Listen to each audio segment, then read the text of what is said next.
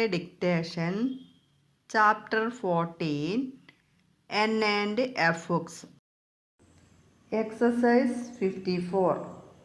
Local authorities as borough and urban councils generally derive their main revenue from the rates they levy.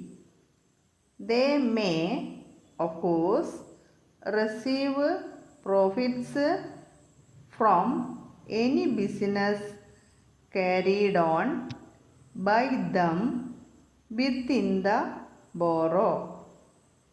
Over and above all this, they receive allowances from the state.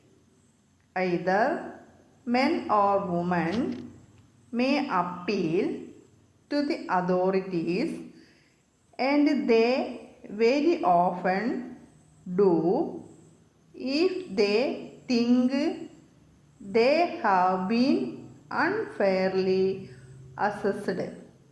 But it will be difficult for them to obtain relief unless they are able to prove their case and satisfy the authorities as to a supposed overcharge.